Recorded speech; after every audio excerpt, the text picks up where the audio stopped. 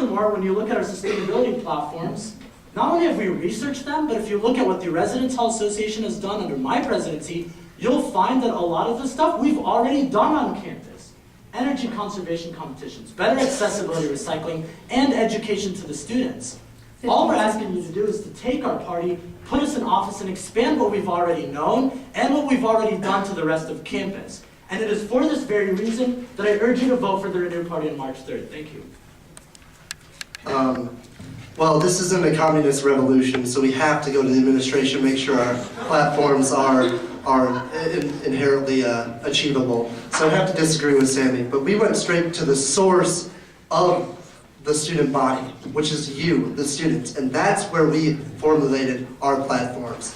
It started as two people with passion, and it grew from there. And we took our concerns, we get emails weekly about such emails as turning off water fountains in or sinks in Old Father Hall, and we take that seriously, and we go and we ask administrators what we can do, but it starts in you, the student. And to claim that you're the most researched is kind of a faulty question in of itself. But we have spoken with the proper officials as to how to implement our platforms, and the goal of any ASUN administration is to implement those platforms, and that's something that we are going to do. And to claim that Envision is the most researched, I have a PowerPoint on the waitlist policy of PeopleSoft, not eNroll, because eNroll will not exist next year. I'll be registering students during NSE, and we've been told by Pat McBride, which is an email on the front that says they're working so hard to implement a waitlist policy over 70 hours a week that no one should even go and talk to them because it might not even be up by then. So to claim you're most researched or that you need not go to the administration is pretty faulty. Okay, we have a rebuttal by the Envision Party. I'd like to discern 2 points here. One, I'll start with Sammy. We are the Association of Students of the University of Nebraska, but from our experience, while we are students, we also have the University of Nebraska in that title. That includes the entire University of Nebraska community, and to get stuff done and to serve the student interest, you have to go through the administration and keep those good relationships going. That's how we make things like the Peer Financial Education Center happen. That's how we make change on this campus. It's not by raging against the machine, it's by working with these administrators to make things happen, because they carry a lot of weight. Secondly, I'd like to talk about Fusion has research, but we've got the source, and we have this information we'd be glad to disseminate after this meeting here. But we talked to Earl Hockey, who's the Department of Registration Records chairman. That's the organization that is heading the PeopleSoft program. I sat on the Department of Registration and Records Review Board as a sophomore and watched them go through the entire process. What students don't know, and why this is great, is that DARS, the current system that we have... Oh, sorry. Yeah, but pick one of these up later.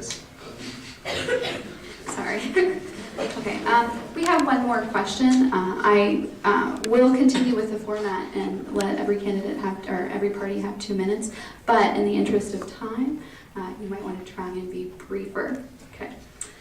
So this question is for each party, but it's directed differently for each party, so it's kind of interesting. It says, please explain the fee impact of your party's platforms, specifically for the Renew Party. What are the fee impacts for the cost of 24-hour library and the online library journals?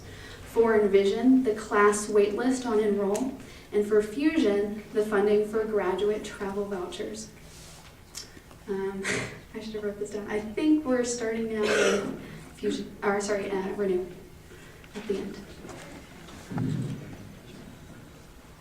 Looking at the current library fee, the question is directed towards the libraries. And so the impact of the fees right now is, looking at the fees as a whole, let's take the library fee right now. Right now students pay approximately $3 to function for the library. What a lot of people don't know is that does come out of student fees. Why? I don't know why it doesn't come out of tuition, but it is out of student fees.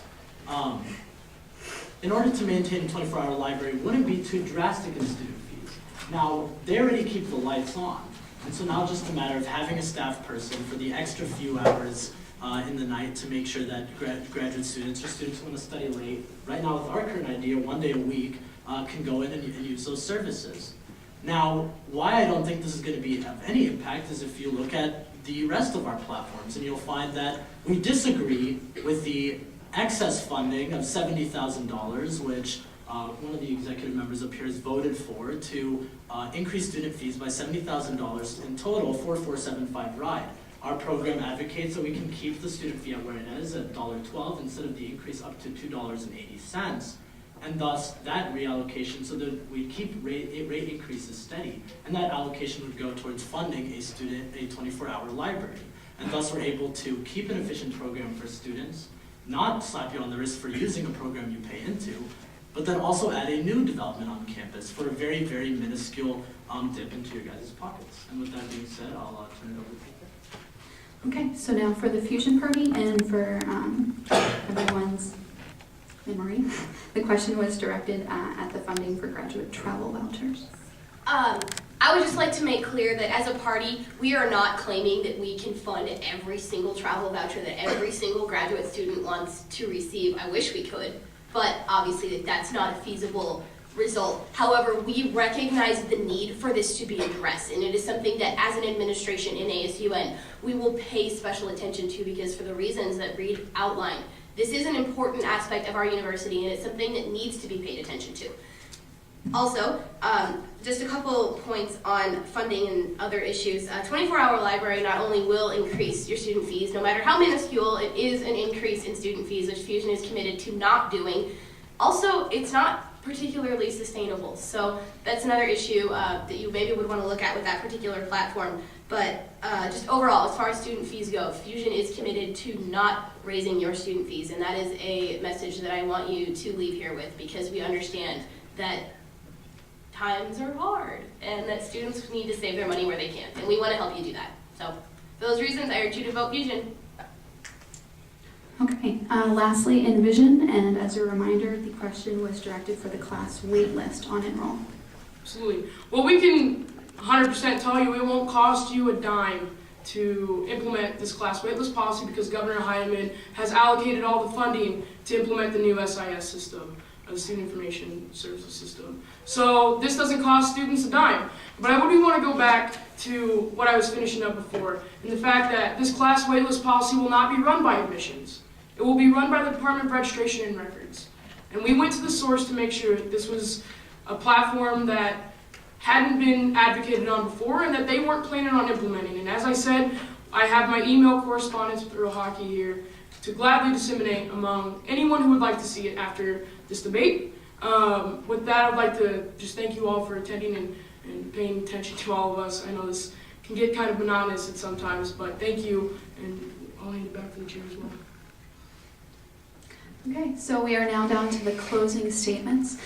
Before we give the closing statements, I would just like to let everyone know that you may have noticed that there are several video cameras around the room.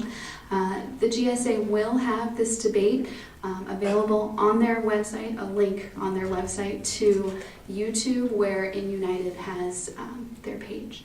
So on to closing statements, and we will be starting now with Fusion. Thanks. A lot's going to be going through your mind on March 3rd. You're going to think about the debates and the platforms of each party. But what it comes down to is the college experience that you're going to have next year. We're advocating for integration of parts of campus that are vibrant and deserve to have advocates in the student government, such as the arts community.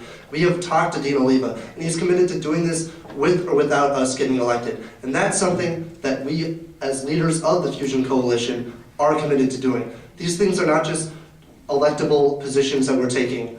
These are real-world goals of everybody sitting up here and everybody that's part of our coalition.